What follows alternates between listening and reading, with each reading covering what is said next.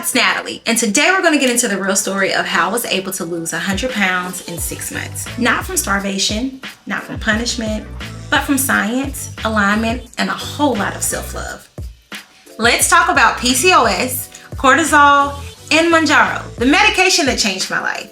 So I've got PCOS for years. If you know me, you know. Mood swings, irregular cycles, holding on to weight no matter what I do. I was tired, my body felt inflamed, my energy was shot, my skin was not where it needed to be, and my OBGYN kept saying the same thing. Let's just put you on birth control to regulate some things. So I started researching my symptoms and ran across a few solutions, and that's when I came upon GLP. I ran across one medication that would help regulate insulin and hunger, Mounjaro. Alright, so it's not a magic stick, but when I tell you it gave my body the reset that it needed, so it helped me manage my blood sugar, cravings, and me feeling full. But I knew it just wasn't about the shot. I needed to heal my entire system, especially my hormones. Alright, so cortisol is that sneaky little hormone that can completely wreck your body when it's out of balance. And because I'm a PCOS girly, it stays high. I was constantly in fight or flight, survival mode, you know? So I started slowing down, walking instead of high intensity workouts, sleeping more, journaling, and I even started going to therapy. Okay, so now let's get into some of the vitamins. Alright, so these are some of the non-negotiables when you're looking to reverse the inflammation and support your PCOS naturally. Alright, so we have omega-3s. That's an inflammation killer. Magnesium. It calms the nervous system. Alright, girls, vitamin D and K2. That's hormonal support. So inositol. Natural insulin helpers, and then a probiotic. Everyone needs gut support, right?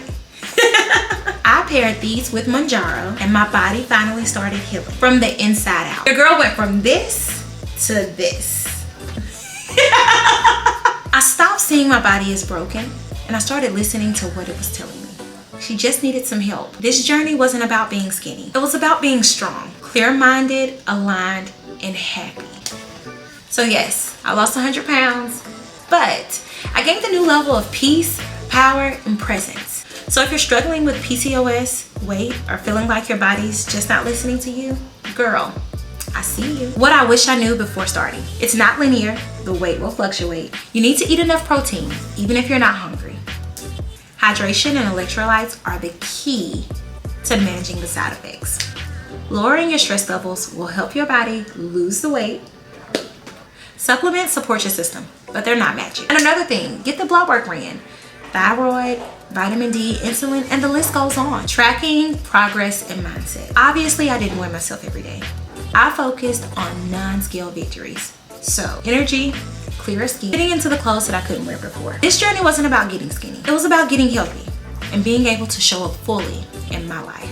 So remember, to trust the process and stay consistent. Alright, so let's talk cortisol, stress, and PCOS. So before, I was in fight or flight mode, my stress was high, sleep was bad, and I was doing high intensity workouts that made me feel exhausted. So I learned how cortisol affects your weight. Chronic stress keeps your body in fast storing mode. So ladies, let it go, let it go, let it go. I swapped high impact workouts for walking 30 minutes a day, strength training 2 times a week, as well as stretching. I prioritized sleep, meaning that I got a total of 7 to 8 hours, along with hydration and mental health. Please remember, ladies, that if we are not together mentally, we cannot be intact for our families. So this helped with my PCOS symptoms. I improved my cycles and reduced my cravings. Alright, so let's talk about the food that you should eat. My focus was high protein meals, eggs, salmon, chicken, protein shakes with fruit, as well as adding in that extra fiber with vegetables and things of that sort to help with fullness and gut health. I cut down on a lot of the heavily processed foods and snacks. So for the most part, any high sugary foods and things of that sort, I just didn't consume at all. I went out seeking alternatives and replacements. So instead of going in for a Rice Krispie treat, I would go for a slice of watermelon or you know, have dates dipped in dark chocolate, things of that sort. Just looking for healthier options. I also stopped eating out of boredom. That's a thing. So I think, let's see, so I know For the most part, a lot of us eat whenever we get bored, and so whenever I would feel that boredom come about, I started to create. I started to really start to write and get into my head and understand, you know, who I was as a woman and the things that I like to do. All right, so with the Mounjaro, I would take a once-a-week shot, and so I would time it on every Friday, which was easier for me to remember. But I would take the injection out of the refrigerator, let it sit out for about 10 minutes to get to room temperature, and then from there inject myself. Again, with my vitamins, I had a daily regimen in regards to the vitamins and things as to which I would take daily. Initially, when you're taking the insulin, your body's trying to get regulated to the medication that's coming in.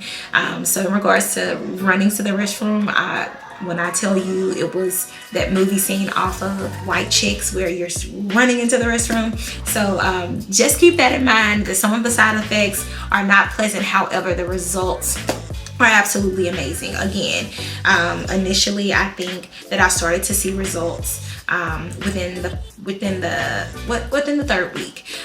It only took me a total of 6 months to lose 100 pounds. All right, so I started taking Mounjaro June of last year, and initially when I started the medication, I think it took a total of 3 weeks before I actually started to see the weight start to fall off. For the most part, I think initially we go into it thinking, okay, if I start this medication, I'm going to see results tomorrow. But what most people fail to understand is consistency is key.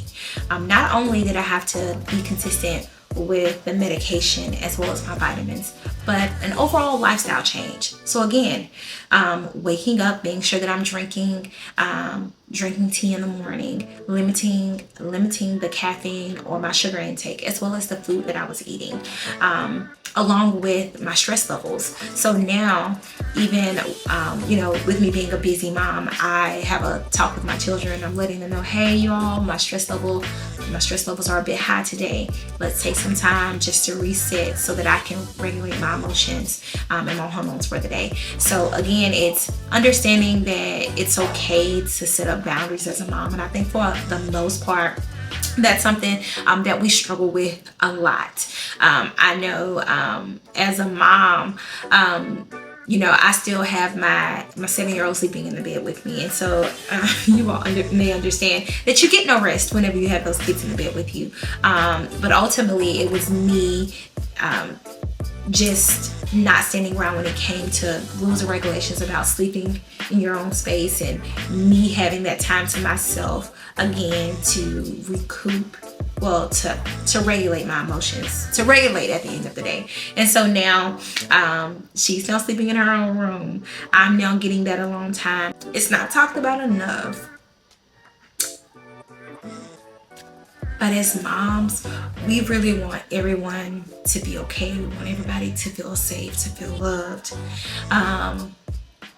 And because I've been a mom for so long, and I think I was a mom fairly young, I didn't necessarily know what it was to be a woman.